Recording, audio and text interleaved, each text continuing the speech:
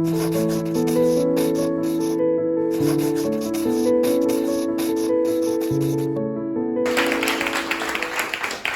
here as a historian, not as a spook.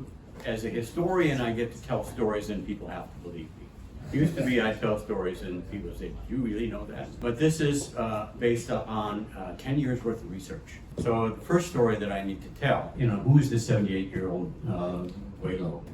And why is he telling a story about an honored general secretary and reformer from the People's Republic of China? I am a small town boy from Two Rivers, Wisconsin. I grew up in an all-white bread community with people from all over Eastern and Central Europe, but nobody from Asia. I was a bit of a newbie to the Asia business when I went to Lawrence University in 1964. So I graduated from there in 1968. My most influential professor was a Korean-American professor who introduced me to Japanese and Chinese politics and said you should learn Asian language. So I went to Middlebury College in Vermont in the summer, and then went to Princeton University for my senior year, and then dodging the draft, I went to Middlebury for one more summer of language, and then went straight into the Army. In the Army, of course, they gave me a language, well, not of course, I was the only one to take the language test in several months, but I took the Chinese language test, and that got eventually, 5-6 months later, the National Security Agency and the Army Security Agency interested in me. They said, "Why don't you come out to Fort Meade and take some more tests and we'll talk to you." I managed that feat, but by the time they finished my clearances, I'd already been in Vietnam for 6 months. So I didn't get that, but I was the only minesweep and demolitions expert in Vietnam that had top secret security clearance. I went to not only to Princeton, but also to Columbia University and to New Asia College in Hong Kong, where I continued or tried to continue my Chinese language studies. I wrote a couple of papers that were at least a little bit prescient. One of them was about the determinants of the decision to bomb North Vietnam. And the other one was a master's thesis about leadership prototypes in Shui Zhuan and Sanbo Yi. So I started getting familiar with odd combinations of Chinese leaders fairly early on in the process, and I've sort of continued along those lines ever since. I spent the summer of 1971 in a CIA intern program with a number of the CIA's most prominent long-term post-World War II analysts. They were very good. They taught me a lot about how to do intelligence analysis, and I really valued their instruction and their company. I then was employed by CIA beginning in 1975 for another 24 years. I worked almost entirely in the Directorate of Intelligence, which is the analytical branch, not the scalpers and murkers, and was able to get some good assignments to the Bureau of Intelligence Research at the State Department, to the National Intelligence Council, and finally to the National Security Council, where I was the China director from 1994 to 97 under the Clinton administration. So I have some China experience under my belt. Unfortunately, my language capabilities are not what I would like them to be, so I'm delivering this in English and not in Chinese, and you should be happy about that too. After my retirement, I worked at the Brookings Institution, where I wrote a book called Beyond Tiananmen on a grant from the Smith Richardson Foundation. I worked at a couple of other, what are called Beltway bandits. Yeah, enjoyed that, but eventually kind of got the desire to go back and try to do another research project. So the Smith Richardson Foundation funded me again, and they chose my topic, which was a biography of Hu Yaobang. And I said, well, I know who Hu Yaobang is, obviously, but I don't know a lot about him. And they said, well, this is a good time to learn. So I spent the next 10 years in various and sundry research capacities, working on developing a biography of Hu Yaobang. So that's my second story. Who was Hu Yaobang? And why did he get to where he was? And why did he fall? Hu Yaobang was born in Hunan province in 1915, the son of a coal bearer, a guy who carried coal on his shoulders, and his wife who bore him 12 children, of whom 7 of them died. Hu Yaobang was the 9th child. He was called Zhou Yazi. He was spindly, underweight, and very short. He topped out at 5 feet tall and just a little over 100 pounds. So even by Chinese standards, that's pretty short. But he was a Hakka, a Kejia, fortunate enough to be able to draw on his surrounding clan relatives to provide for at least his preliminary education. So he started school at about the age of 5 in a local school, and then his uncle, or a distant uncle, discovered that he was pretty smart. He was write characters in the dust with a stick, when he was 3. You know, that was a promising start. So they started him at a school in the city of Wenjia, which is not exactly close to his home village of Changfang, but it was a good school, and he was able to begin to show his precocious memory and his ability with poetry. And prospered in that school, even though he had to walk to it every day because he couldn't afford to be boarded there. The school was 20 kilometers from his home. So every morning and every evening he walked to school. He figured by the end of his 2-year stint at that school, he had walked the equivalent of the Long March, about 25,000 kilometers. And you know, of course, that made him pretty tough, and he needed that. Unfortunately for him, beginning in 1926, the warlords began wandering through Hunan at will, shooting at people, stirring up trouble, and making a lot of difficulties. The communists were against the Kuomintang during that period, and you never knew from one day to the next which one of them was going to be in charge of the school or the Liuyang, which is the prefectural capital. So his education was interrupted, and he began working part-time for the local Communist Children's League, ferrying messages back and forth, but eventually that became hazardous, and he decided at the age of 15 years old, 1930. And he went up Jinggangshan. He didn't see Mao at that point. He had seen him from a distance and thought he was a really admirable character. But he wasn't attracted to much, didn't know much about the ideology, but he knew he wanted a better China, and he decided he was going to become a bandit with Mao Zedong and Zhu De. So that's where he ended up. He almost got killed about a year or so after he started, because at that point Mao and some of his detractors within the Communist Party were at each other's throats, and I mean that literally. He was about to be executed but was saved at the last minute by a man named Feng Wenbin, who took him back to Ruijin, the headquarters of the Jiangxi Soviet, where he went to work for the Youth League and for the Children's Bureau. That experience was interesting for him. He was an agitprop person, did education, wrote newspapers, tried to recruit young people in that rural area into the Red Army. Red Army was doing okay at that particular point in time, having fended off 4 of Chiang Kai-shek's annihilation campaigns, but it wasn't to last, because one of the things that happened as a result of Mao's purges of his enemies within the party was that the Red Army's officer corps was decimated. I mean that literally. Probably about 100,000 were killed in these internecine battles. And by 1934, when their biggest challenge was facing them, they didn't have an army big enough to fend them off. So they all went on the Long March. That's the non-official reason for the Long March, but that was the one that was probably more viable. And they set off in October 1934. Hu Yaobang was finally given a rifle, but he was in no position to be a soldier because he was still, you know, way under 5 feet tall and probably not even 85 pounds at that point. And he was very shortly very ill. He contracted hepatitis, malaria.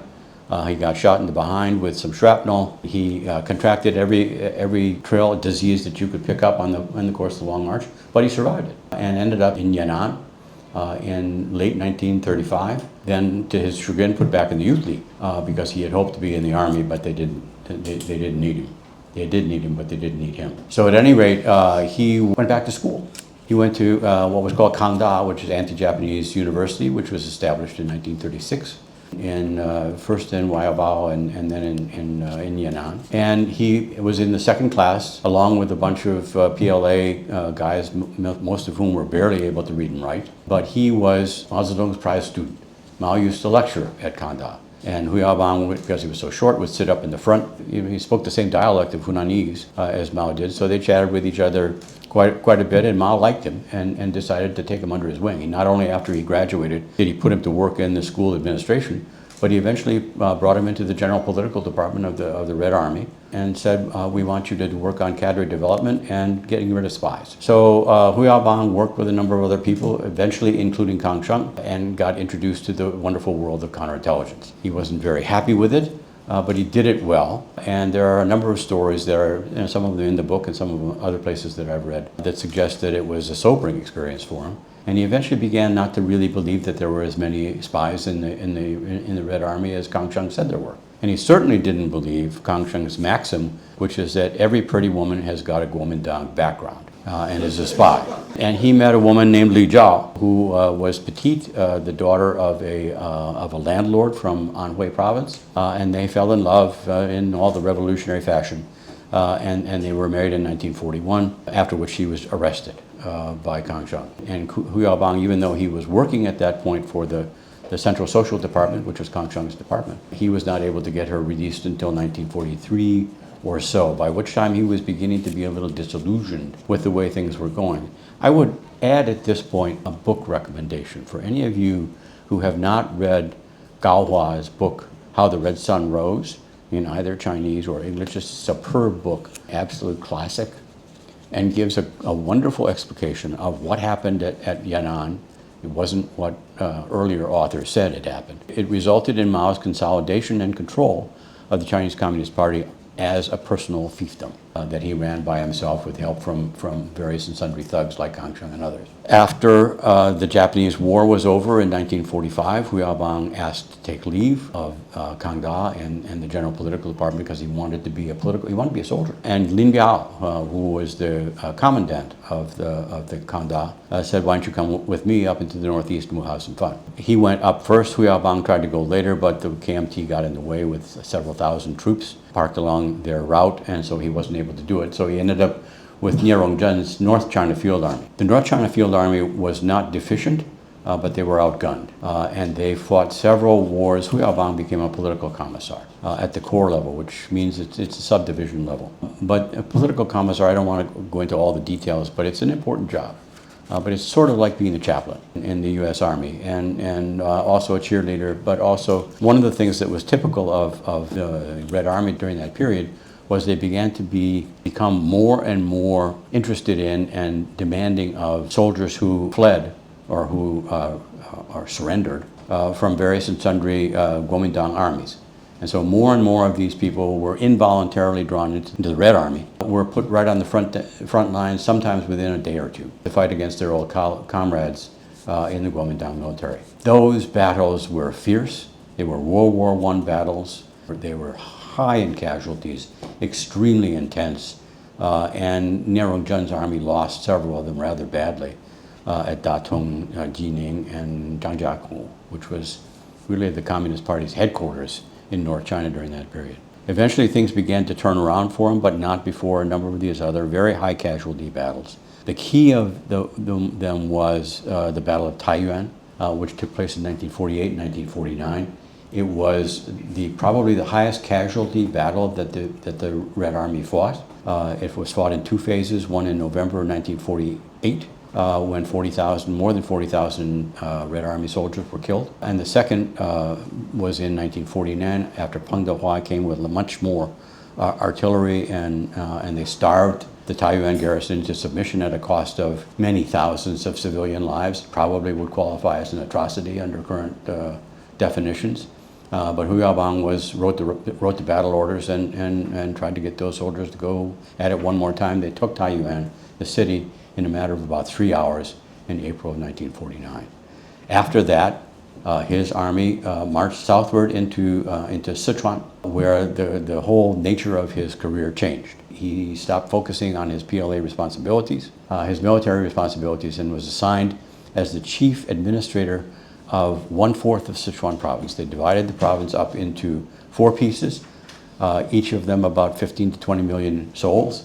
And Hu Yaobang was given the North Sichuan administrative region, which was headquartered in Nanchong. He stayed there for two years. Sichuan was one of the few provinces that had not had a serious revolutionary movement after the Red Army went through in 1934. So it was still, and it was the last redoubt of the Kuomintang military. In fact, Chiang Kai-shek even went down there in hopes, persuading his best commander to stay there and fight the communists to the last dog. Everybody fled in 1949, and basically the Red Army, 2nd and 3rd Field Armies under Deng Xiaoping and Chen Yun and Liu Bocheng marched into Chongqing, where they set up their headquarters, and Hu Yaobang began reporting to Deng Xiaoping in 1950. The basic job was cleanup of all of these bad elements that were down there. Former Kuomintang officials, bandits, anti-revolutionary folk of one sort or another. And it was a bloody affair, with Mao Zedong setting quotas for the number of people to be killed. And Deng Xiaoping exceeded all expectations by killing somewhere in the neighborhood of 800,000 people in the southwest region during a 2-year period. Hu Yaobang did his share, although he wasn't as bloody-minded as Deng was, and racked up a fairly good number of casualties in his effort to exterminate bandits and bad elements in North Sichuan, rounding up about 75,000, of whom probably about 40,000 were killed. It was a nasty business, but it was eventually finished with a land reform campaign that was run in North Sichuan better than pretty much every place else, simply because Hu Yaobang turned out to be really good at one thing, and that was organizing large units to do difficult tasks. And so as a result of that, he got a good review from Deng Xiaoping, sort of middle-level review. The guy obeys orders and he doesn't, but he's got his own mindset and doesn't always do what you want him to do. But both Hu Yaobang and Deng Xiaoping were called to Beijing in 1952, where Hu Yaobang, to his chagrin, was put in charge of, you guessed it, the Youth League, which he did not want. He had hoped that he was going to become a minister of construction so he could help rebuild China and so forth, but he was put back in charge of the kids. But he did it admirably. He built the Youth League from 1954 to about 1958 from 6 million to more than 20 million.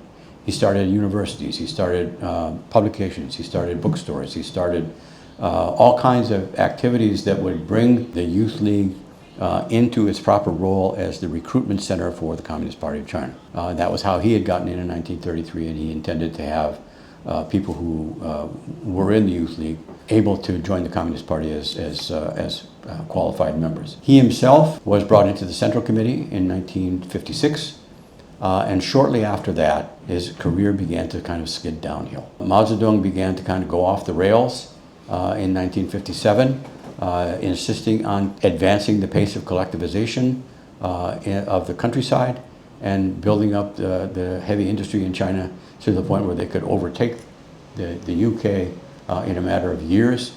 And so he started mass campaigns to plant seeds closer together than they should be, to smelt steel at what were called dirt blast furnaces, which were made literally out of mud. They turned out what were called iron turds, which are basically slag that you couldn't do anything with. And as a result, the economy went into a steep nosedive, and people began to starve. Beginning in 1958, they began running out of food. And Mao Zedong, rather than sort of letting up, went at it harder, insisted on doing things his way, and anybody that opposed him would find themselves in a lot of trouble. The person who was the first to the trouble mattress was Peng Dehuai, who was Hu Yaobang's commander at Taiyuan, a fellow Hunanese and a very competent military official who didn't get along with Mao very well, and Mao purged him at a meeting at Lushan in 1959. Hu Yaobang was asked, as was everybody from the Central Committee at that point, was asked to denounce Peng Dehuai. He sort of mumbled a few things saying, you know, he supports Chairman Mao and it's bad to have people opposing the party and so forth, and Mao took note of it and basically put him on the shelf for the next 2 years.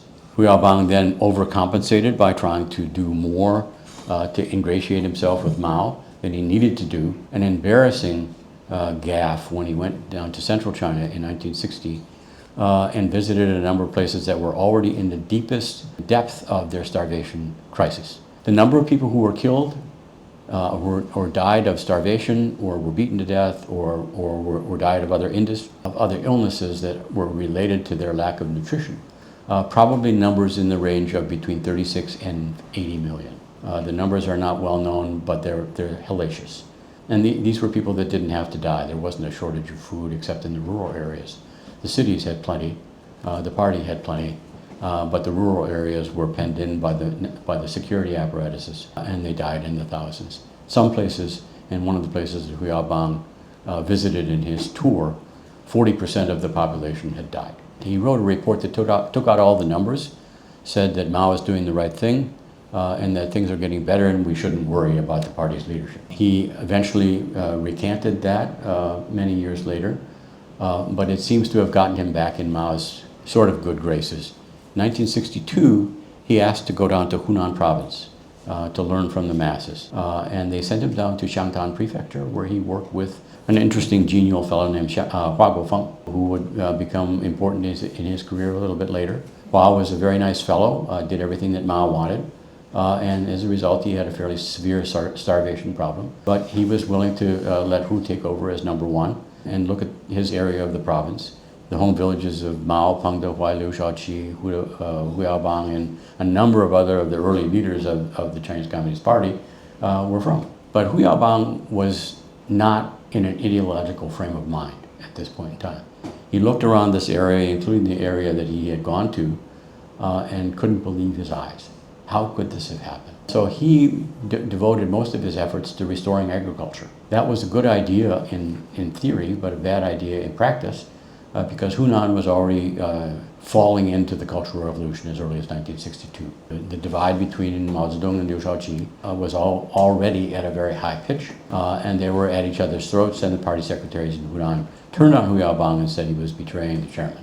So he slunk back to Beijing to go back to work for the Youth League. Didn't stay there long because there was a vacancy in Shanxi province, where the old Yan'an base area was located.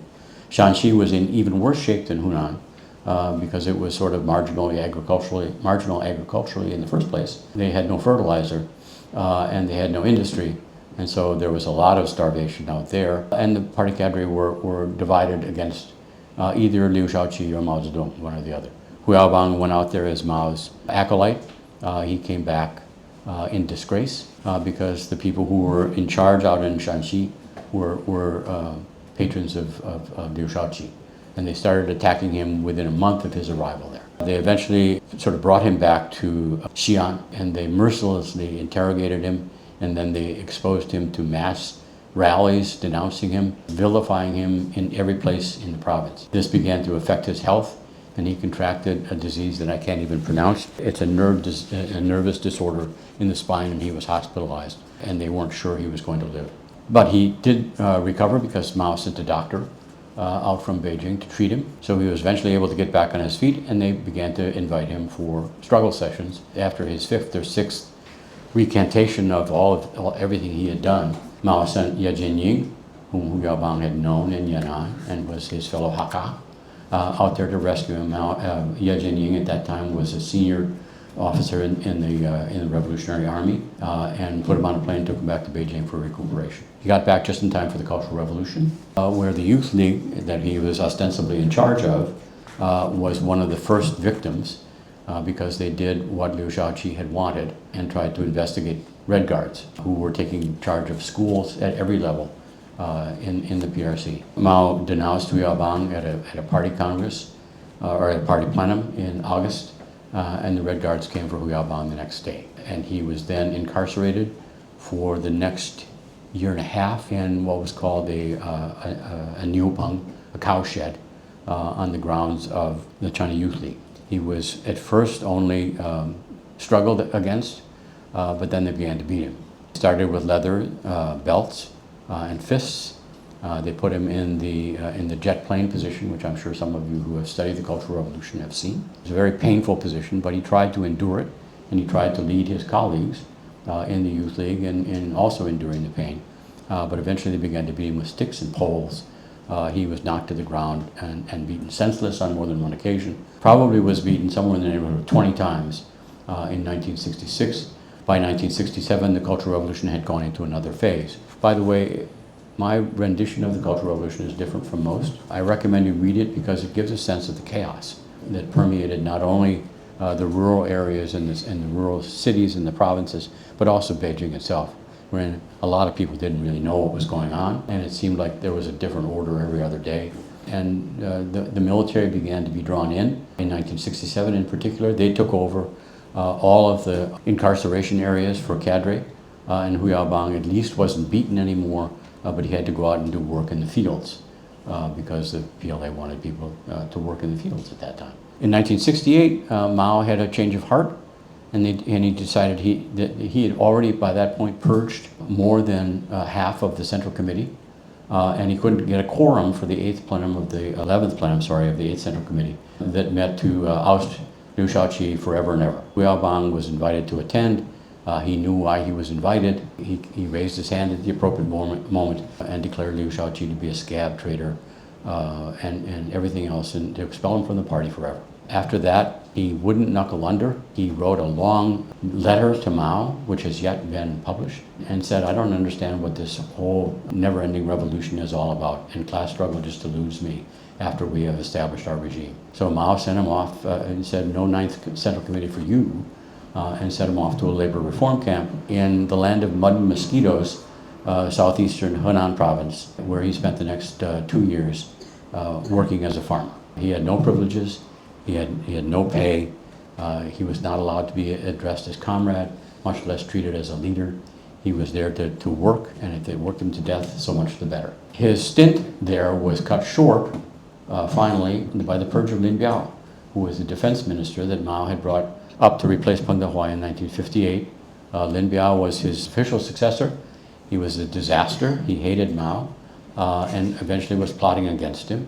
Mao discovered it, and Lin Biao died in an airplane crash on the way to the Soviet Union. The circumstances of that crash are as yet unknown, but the official story has been already proven to be false. It did not run out of fuel. It wasn't heading where they thought it was heading. So anyway, Lin Biao's death was followed by a huge purge of the People's Liberation Army. Hu Yaobang was then freed from what was the Army 571 reform camp, and went back to his home in Beijing, probably in mid-1972. He did not get another job till 1975, when he was given an opportunity because Mao had run the economy into the ground and almost all the party apparatus. The party was falling apart, and Mao needed Deng Xiaoping to come back. So they called Deng Xiaoping back, starting in 1973, and then they put him to work in 1975. Hu Yaobang was given a job as one of Deng Xiaoping's lieutenants in the Chinese Academy of Science, because it had gone into abeyance during the Cultural Revolution. Most of its scientists were purged. Almost all of its institutes were closed, and they had a skeleton staff there. Hu Yaobang was given the responsibility for putting it back together, hiring new staff, getting a party committee that would do the job. He was given about 100 days or so, 120 days, before Mao turned on Deng Xiaoping, purged him again, and Hu Yaobang was thrown out on his ear yet again, along with Deng. Even though it wasn't Deng that got him the job, it was Ye Jianying. But Hu Yaobang was out again, so he went back up various and sundry places. His trip to undergo another criticism session in Changchun was cut short by the Tangshan earthquake, after which Hu Yaobang was able to come home. Not long after that earthquake, Mao died, and the Gang of Four they were purged. October of 1976, Ye Jianying sent his son to see Hu Yaobang within a couple of days of that purge and said, "Good news for you, you're probably going to get another job. Get prepared for us. We want your advice on what we should do to have a restoration of our party and our state." And Hu Yaobang thought about that for a day or so, and then came back with what became a very memorable set of phrases, but were illustrative of his philosophy. First, he said, "Stop criticizing Deng Xiaoping, we're tired of it, and the people will be happy to be rid of that campaign." 2, undo all of the damage that you did by arresting and jailing all those party cadres during the Cultural Revolution and before. And he knew there were millions of people who had lost their jobs and their positions and their titles. And he said, undo that damage, and the people will be able to be more productive. 3, start up production again so that the people can eat, so that the people will thrive. And nobody paid much attention to that. In fact, he didn't even get a job for another year and a half, because the factional situation in Beijing was still a mess. By the time it got straightened out and Deng Xiaoping was not back in office, but Hu Yaobang was given a job, he went to the Central Party School. In 1977, March, he was given the number 3 job there. What did he do? He went back to his old specialties: ideology and training. He basically started a magazine that was devoted, basically undoing some of the ideological damage that Mao and his cohorts had done during the Cultural Revolution. He did that job for almost a year. He got the Central Party School opened up, and he got this magazine going that basically said, we need to start thinking about why things went wrong. And he knew the answer to this, but he wanted his military and civilian students to answer it for them. The answer was, why did the Cultural Revolution go wrong? Mao and his cronies. And he said, why were they here for 10 years? How could they fool the chairman for 10 years? Why were so many people persecuted and killed? And he said, we need to answer that. We need to answer it correctly and ideologically. That started, and then everybody said, all right, well, you're starting to talk about restoring cadres, let's let you do it. So they put him in charge of the organization department of the party in late 1978. And in the course of the next year, he brought back, resuscitated, somewhere in the neighborhood of 550,000 people in the party. And it affected probably somewhere in the neighborhood of 5 million because of their families being involved in it as well. So he got a lot of favorable report from people. He did this not under Deng Xiaoping, he did it under Hua Guofeng and Ye Jianying, because they were old pals of his, they understood him, they trusted him, and they weren't wedded to holding every jot and tittle of Mao Zedong thought up and making everybody memorize it. So Hu Yaobang was in good form at that point. At that time, in late 1978, the third plenum of the 11th Central Committee was being scheduled, and it was devoted to reform. Now, nobody knew what reform was at that point, but they all knew they wanted it. A lot of CCP officials had gone out to foreign countries and looked at it, and they came back with their jaws agape because of what they had seen in terms of the modernization of societies, the democratization that was beginning of certain communist parties in Eastern Europe in particular. And they said, we got to get us some of this. We've got to change our direction. Deng Xiaoping became a believer, and he said, I'm for opening up and reform, but he didn't really know what it was. Hu Yaobang did, and he began to take a part of Deng's campaigns, particularly political resuscitations and improvement of the party's reputation among the people. Hu Yaobang was rewarded for his diligent work prior to the third plenum by being added to the Politburo, by being made Secretary General of the Communist Party, not General Secretary, Secretary General, by being given the task which he loathed of being put in charge of the propaganda department. These were jobs that he was doomed to fail. One, because the propaganda department was a train wreck, and the people that were assigned to him were people who were loyal to everybody else. His two deputies as Secretary General were a man named Hu Qiaomu, who had been Mao's secretary back in Yan'an, and another named Yao Yilin, who was a protege of Chen Yun, who hated Hu Yaobang. So he had a bit of a rough time, but he still thrived. But unfortunately, he made one more mistake, and that was by being in charge of propaganda, he thought he actually could run a conference on propaganda. So he organized one in 1979 called the Conference on Theoretical Principles, to which he invited a bunch of scholars, academics, ideologues, and intellectuals. And they started meeting in Beijing in January of 1979. Hu Yaobang kind of gave them carte blanche to talk about whatever that they wanted to in terms of ideological work that needed to be done. And they started to unload on Mao. And we still don't have the records of these meetings because they were in many cases shouting matches, in which a lot of these old cadres sort of got up on their crutches and said everything was Mao's fault. And Hu Yaobang didn't disagree with him, but Hu Qiaomu was just aghast. And Deng Xiaoping was in the United States during some of this, and when he got back, Hu Qiaomu just gave him an earful and said, you got to stop this. And Deng Xiaoping was, let's say, not the ideologue that you'd want to put in charge of ideology, but he wrote a speech. Well, he didn't write it, Hu Qiaomu wrote it. And it was called the Four Upholds speech, which some of you may have heard of, which was, we cannot do away with the following four things: Mao Zedong thought, Marxism-Leninism, the dictatorship of the proletariat, and the domination of the Communist Party of China. And he said, anybody that doesn't support those four will not be given a senior position within the party. And Hu's effort to reform ideology basically died on the spot. March 30th, 1979. Hu Yaobang was not fired, but he was much abashed, and spent the next period of time on the defensive, basically trying to maintain his position. In 1980, Deng Xiaoping took the next step on his path to power, which was to get rid of Hua Guofeng. That was done in late 1980 in what was, again, really basically a palace coup, attended by all the members of the Politburo and the Standing Committee and the Secretariat, whom Hu Yaobang was a member.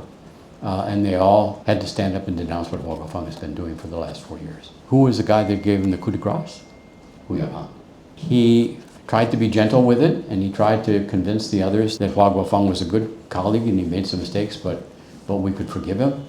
But that was not to happen. Deng Xiaoping insisted that Hua go. Hua Guofeng was demoted.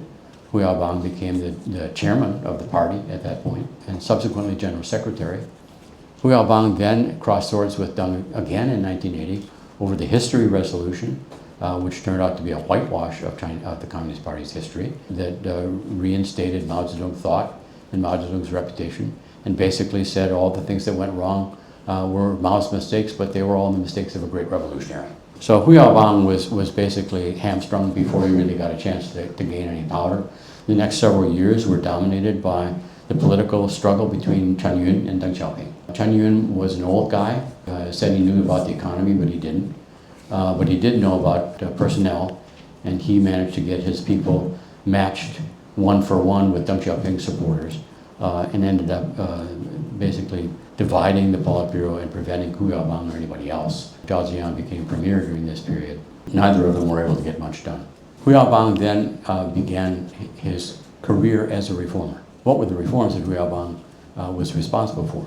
You have to consider the repair of the cadre business in 1979 as a bit of a reform because he brought back a lot of people and entrusted them with their own responsibilities. But what he really thought the party needed was ideological reform and structural reform.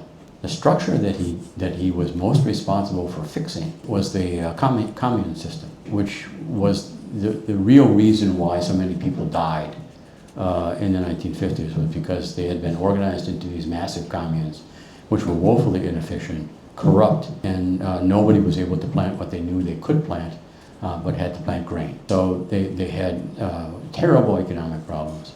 And Hu Yaobang said, look, we need to basically soil to the tiller man, let the family farming structure come back. And he basically persuaded Deng Xiaoping and others in the leadership that that was the only course open to them. And it took 4 years, but he eventually was able to do it.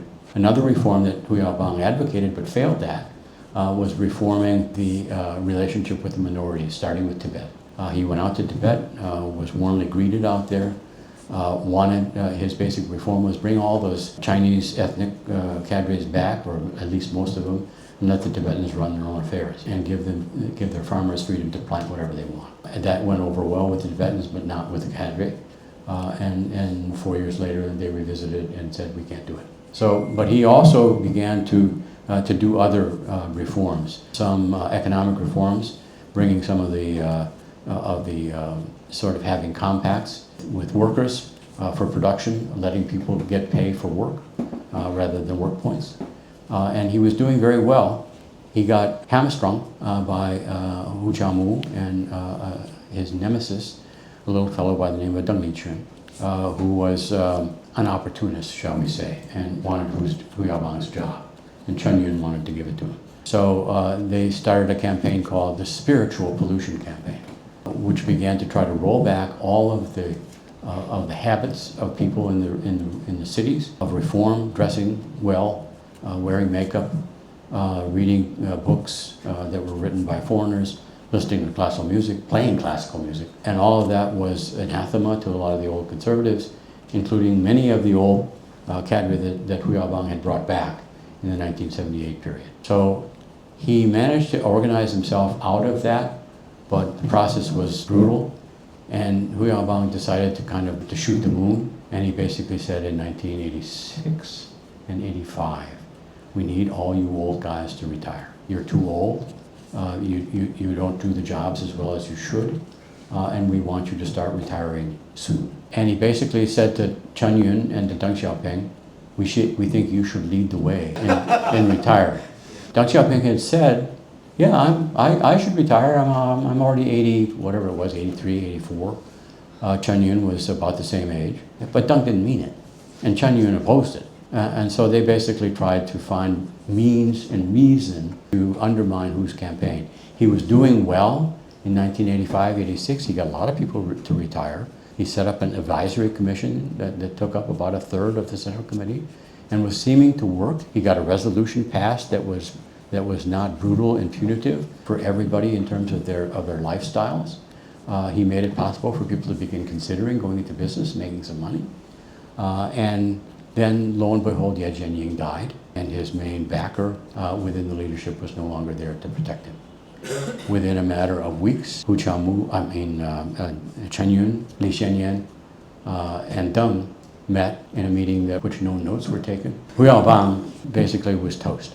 They accused him of suborning spiritual pollution and spiritual degradation, and the youth in a number of cities began coming out and demanding the kinds of reforms that they said they were going to, put in place. They began demonstrating, they began rioting in Shanghai and some other places, But it wasn't all that bad. Deng and the others panicked. And they said, this is anathema. And they said to Hu Yaobang, this has been your fault. So they fired him. They subjected him to the same kind of treatment that Wang Guofeng had received in 1980. He was called before a jury of his peers, criticized up one side and down the other, was fired as general secretary, allowed to stay on the Politburo Standing Committee, but was given no job, no responsibilities. So Zhao Ziyang at that point took over as general secretary, and Hu Yaobang was sort of left to wander around on his own. He did some of that, but he was broken. He ended up this session in tears, was basically betrayed by everybody that he thought was loyal to him, and basically went home alone after spending two weeks in his office, kind of feeling sorry for himself. He spent the next 2 years going over all of his papers, and as was his wont, as a very stubborn and willful man, he went through all of his papers. He then went through all of the works of Marx and Engels and said, I don't find any ideological mistakes in the work that I did, or the ideological lines that I pursued.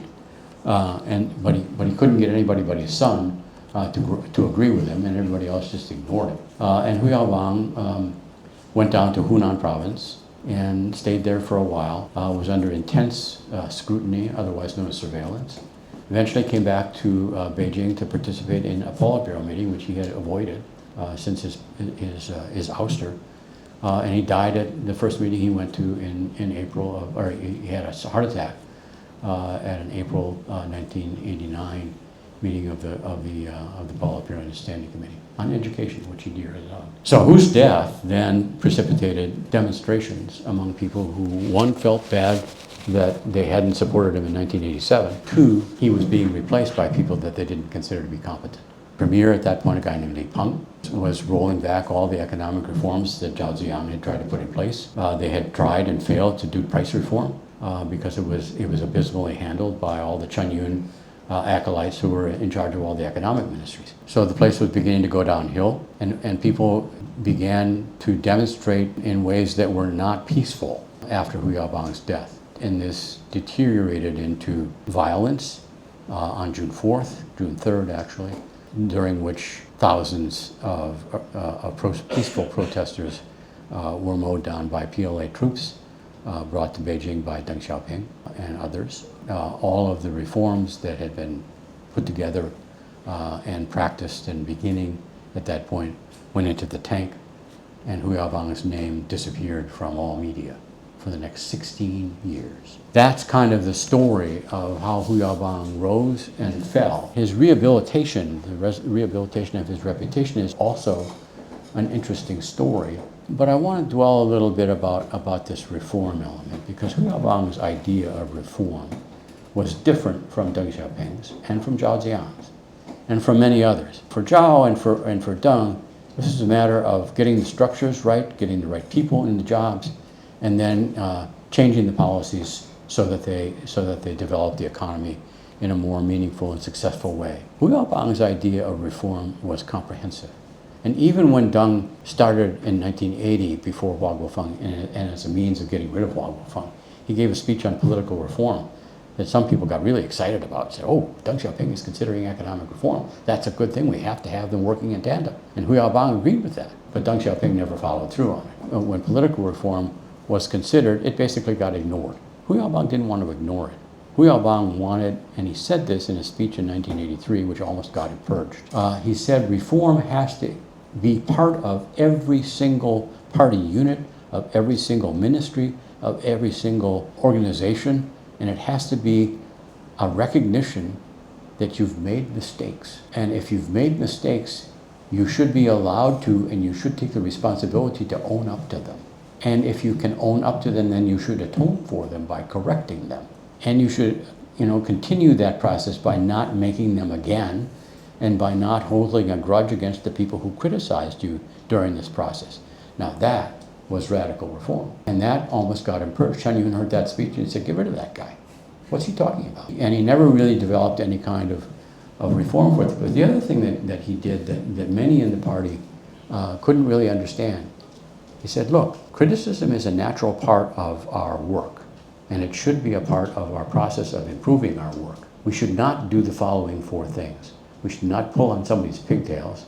In other words, we should not hold them accountable for little mistakes that they made. We should not beat them with sticks, which means no beating with sticks, which is what many of them did, or no physical abuse. His reform was really more of an intellectual exercise than a set of policies. And he and Deng Xiaoping differed on that. Deng didn't understand it, for one thing, and didn't want to take the responsibility for retiring on his own and taking all of his old boys with him. And they had supported him, to the max in getting rid of Hu Yaobang. But what happened after that was the deterioration of the quality of the party leadership under Zhao Ziyang and Li Peng was noticeable, and they never really got very much done until after Tiananmen, when Deng Xiaoping began to adopt many of the reforms that Hu Yaobang had put in place, including the special economic zones and many of the other things that became part and parcel of the reform and opening movement that thrived in the period after Deng Xiaoping, including under Jiang Zemin and under Hu Jintao. So Hu Yaobang was eventually rehabilitated, but not quite. The sad ending to this story is really that political reform, party reform, never really recovered from Hu Yaobang's ouster. And the programs that were undertaken by both Hu Jintao, Jiang Zemin, didn't really work very hard to bring it back into being. Xi Jinping has done his very best to undo them all, and I do mean them all. He has rolled them back ideologically. He has gotten rid of anybody that had a connection with the Youth League. He has disappointed foreign investors. He has basically undone everything that Hu Yaobang had tried to do to make the party better. To add insult to injury, he has also closed the Hu Yaobang website, where a lot of the works that were done by many of the sources that I used for this book were originally located. Some of these are really extraordinary historical documents, but otherwise Hu Yaobang cannot be mentioned in the press. His son, Hu Dehua, died at the end of March this year. People were not allowed to go to his funeral, but they did anyway, because they wanted to pay respect to his father. Hu Dehua was the one who basically said, the difference between Hu Yaobang and Deng Xiaoping is that Deng Xiaoping wanted to save the party, Hu Yaobang wanted to save the nation. And that's probably true. So we are where we are. Reform is not breathing. It is not likely. If you ask my opinion about whether the Communist Party of China is in any position to reform itself, my answer would be, as long as Xi Jinping is in power, probably not. But, and I'll just end on this note, there seems to be something going on in Beijing. Depending upon which media you read, it's either serious or not serious. But Xi Jinping does not seem to be the same old Xi Jinping, large and in charge. His role may be process of being redefined, because he has basically messed up everything he's touched. The economy is a wreck. His ideology is a joke. I mean, seriously. I try to read it out loud and have anybody sit and listen to it for more than 2 minutes. Well, people are grumbling. The social media are alive with criticism. Taxi drivers are now willing to curse at Xi Jinping. I mean, there's a lot of unrest in the local areas. Some reports indicate that some of the other party elders are very unhappy and have been trying to get Xi Jinping to step down. But the problem with the party these days is nobody wants that job, because you can't do it. I mean, even Xi Jinping hinted at that at one point. So at any rate, the party is not in great shape, although the propaganda apparatus is telling everybody that it is. But propaganda apparatuses are good for one thing only, and that's lying. So who are you going to believe? It's an interesting story. It's a sad story. It's a tragic hero, a man who had aspirations and talent, who came from nowhere and ended up back nowhere, but who inspired millions of people back in the 1980s, in the heyday of reform, and some of them remember him well and would be happy to see somebody like him again. Some party insiders would say Hu Yaobang is innocent, but people close to him says innocent in politics, in power maneuvering and whatnot. How do you assess these two views of Hu Yaobang's political character? I began paying attention to Hu Yaobang, back in the 80s, and then after I retired, I was for a while working on some projects that took me back to Beijing, and I met with some of my old counterparts in the government, in the foreign ministry and other ministries.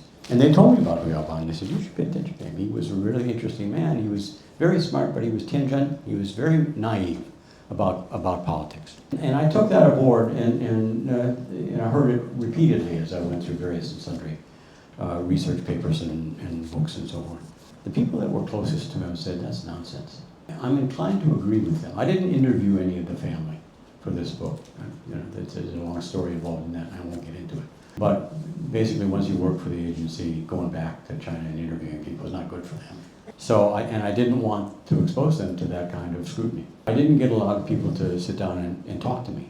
So I did the written record, and there was lots of stuff. I mean, you're never going to run out of things to read, I'll tell you that. But was he Tianzhen? No. He knew what was happening to him. But he chose to back away from it.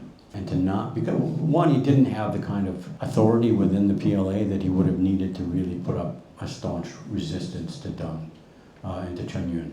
His cousin Yang Yong, he had managed to bring up onto the Politburo and the Secretariat, but Yang died in 1983, so that didn't do much good. But he didn't have that kind of reputation. He was an intellectuals leader, and he wanted people to believe in him because they believed in him. Not because he had power that he would bring to bear on them if they didn't agree with him. So he was not a forceful personality. Was he stubborn? Yes. But was he ignorant of what was going on around him? Not at all. No indications of that, other than him just choosing his battles carefully and avoiding a lot of them.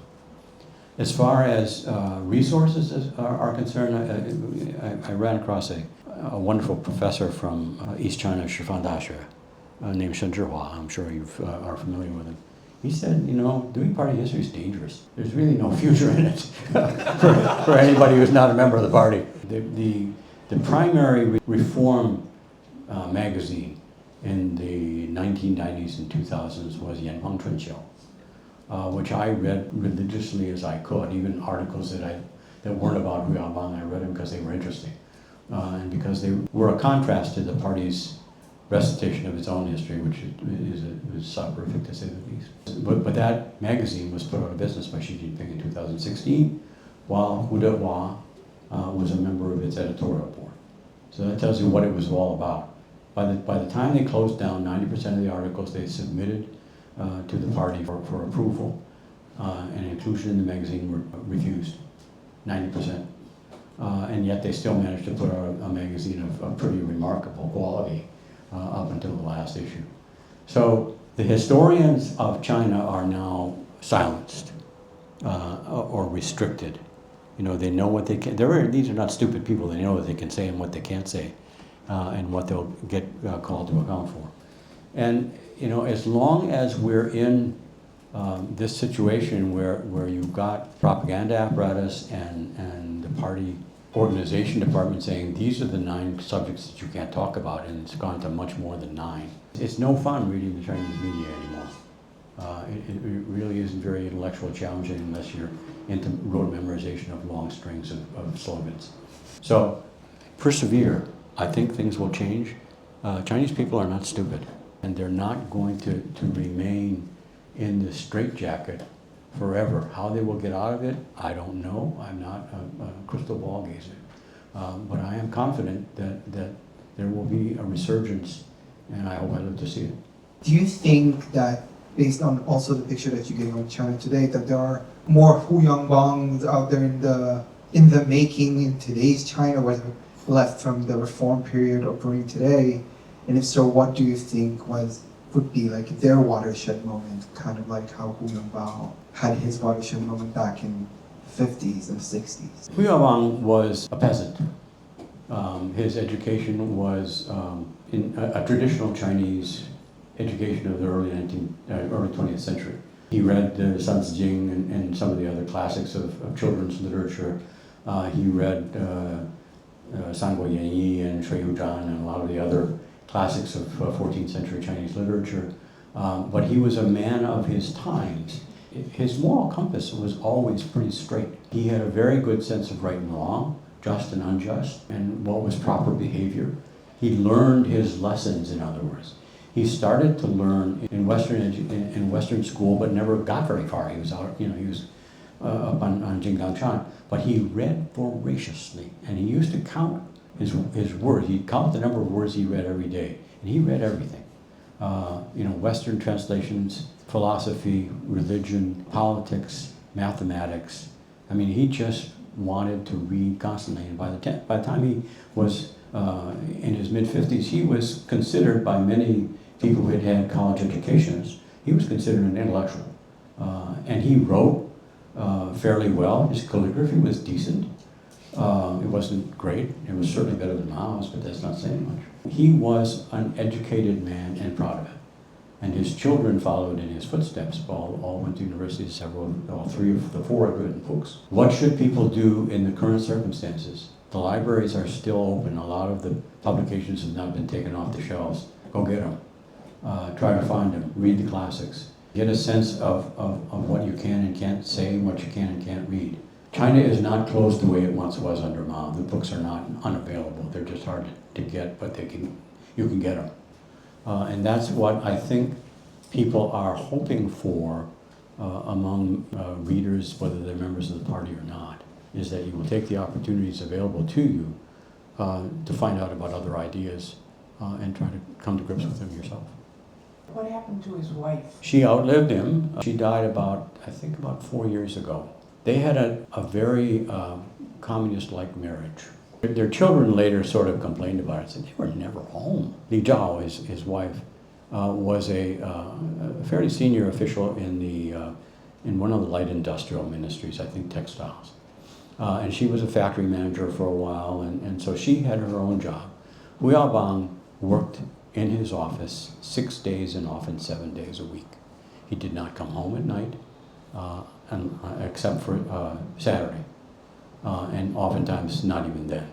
So they never saw him. He was not there for the death of his own mother, about which he was extremely upset in 1967 while he was in the cowshed. She died at home. But his wife was unbelievably supportive of him. After he died, he had expressed an interest in not being buried in the Babaoshan Revolutionary Martyrs Cemetery. And his wife basically recited a poem saying, "There are heroes buried under the green hills. Not everybody who is the leader of the party needs to be buried in Babaoshan." So he wasn't. He has this wonderful cemetery in Jiangxi. It's visited by thousands of people every year. It's elegant. It's green. Really quite a wonderful place. There are mourners there, surely, and there are people from the Youth League who come there and sing songs and shout slogans. But for the most part, it's a peaceful, quiet place to reflect upon what I'm trying to put leaders. In your book, you hinted at the differences and tensions between Hu Yaobang and his successor Zhao Ziyang. Could you elaborate? Their relationship was quite formal. They had no background in common. Zhao Ziyang was a party cadre in Guangdong and went out to Sichuan and didn't serve in the military except as a political commissar at some militia unit or something. He was Deng Xiaoping's man. Hu Yaobang was thought to be Deng's man, but wasn't. But Deng actually grabbed Zhao Ziyang and brought him up. They had very different ideas about what their responsibilities were. Zhao was premier, and he thought that the economy and the economic ministry should be his business, and he should be put in charge of them, and nobody should interfere. And he thought the party secretary, the general secretary, had no business making comments about the economy. Hu Yaobang made comments about everything. He was free in dispensing his advice at the local level, and he traveled incessantly. He visited like 2/3 of the counties in China, and that's a lot. They helped each other when they needed to, particularly in the Spiritual Pollution campaign in 1983. But otherwise, they kind of kept aloof from each other. And that was not just because they didn't know each other or weren't interested in the same things. It was that if they were to do anything else, they would be immediately subjected to even more suspicion than they were already under. I understated the amount of surveillance that I think Hu Yaobang was under after his ouster. But Zhao Ziyang was under the same kind of. These guys had no qualms about listening devices. I mean, I remember a wonderful story of Ye Jianying being visited by Li Xianyan right after the purge of the Gang of Four. And they wrote their messages on paper and then burned them in the ashtray. They didn't speak to each other. And they were talking about, very highly classified, well, it wasn't even classified stuff. They were talking about personnel. And Hu Yaobang, whenever he was talking to his secretary, would put his hand up to his ear, and his secretary thought, oh, he's just imitating Deng Xiaoping because Deng was hard of hearing in that ear. And I'm saying, no, it's the microphones in the ceiling that he was concerned about. And I knew about some of those, but that doesn't mean what you think it means. But what if the state of the nation requires getting rid of the party? Do you think who would go as far as accepting that outcome? With respect to whether the party can survive reform, I think Hu Yaobang had hopes that it would, and that if it changed its culture, and that if it changed its procedures, it changed its political attitudes toward their fellow members in some way. If it wasn't a ni si wo hua kind of contest between individuals, if it wasn't so much all for power and power for the very few, I think maybe it would be in a better situation now than it is under Xi Jinping, because Xi Jinping basically took all those reforms and put them away, didn't practice them. So I think Hu Yaobang was not contemplating an end to the party. He basically was a man of the people. And if he came to believe that the party was not serving the interests of the Laobaixing, of the people of China, I think he would have said, you need to change this and you need to change it right away. And he did that. Certainly with the ending of the communes, that was proof positive of his sympathy for the ordinary people of China. The ordinary people of China are now the losers in the contest. The bourgeoisie, the young, upwardly mobile intellectuals in the urban areas are doing fairly well, but the peasants in the countryside are not. And I think Hu Yaobang would find that dispiriting and in need of change. What's your sense of Hu in terms of, was he a nationalistic politician when it comes to issue of territorial integrity, like Taiwan unification, or the dispute over South China Sea when the tensions were building in the 1980s under his watch? Hu Yaobang did not involve himself a lot with foreign policy. Foreign policy is one of those issues within the party that gets handed to one or two individuals in their ministries, and then the rest of them don't feel like they have to worry about it. The worst example was when President Ford visited China in 1975. They brought Deng out of house arrest to meet with him, and they sort of made fun of some of their own people who were in political trouble. While Ford and Kissinger were there, they had no idea what they were talking about. Deng was the guy that handled foreign policy. Hu Yaobang didn't pay much attention to it. When he did it well. He had a very good relationship with Prime Minister Nakasone of Japan, and in fact, they actually were correspondents and had dinner in each other's houses and so forth. And relations with Japan flourished under Hu Yaobang. He didn't like Americans, as far as we can tell. There aren't very many heard from somebody who worked for Ronald Reagan that Reagan didn't like him. And of course, there's a wonderful picture that I had of Hu Yaobang meeting Ronald Reagan, who was, 6'3" or something like that, George Shultz, who was 6'2" or something like that, and they towered over him. I mean, Hu Yaobang didn't know who was who. So George Shultz is sort of pointing over to Ronald Reagan with a smirk on his face, sort of saying, he's the guy you need to talk to.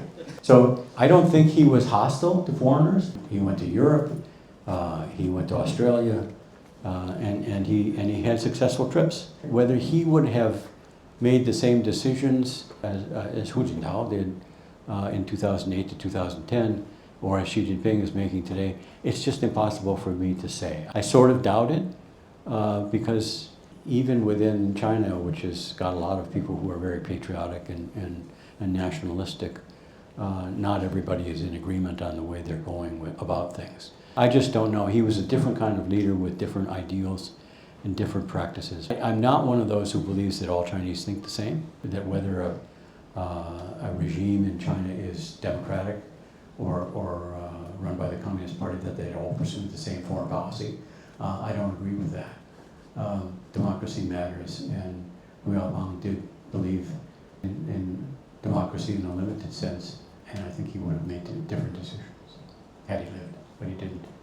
I was wondering if you knew of any historians that you follow in China still are able to kind of maintain resilience despite the continuing kind of stricture on information. I had a feeling during my research, and I did this for 10 years, so in some cases that I was standing on the shoulders of giants, of people who were really, really good at what they did.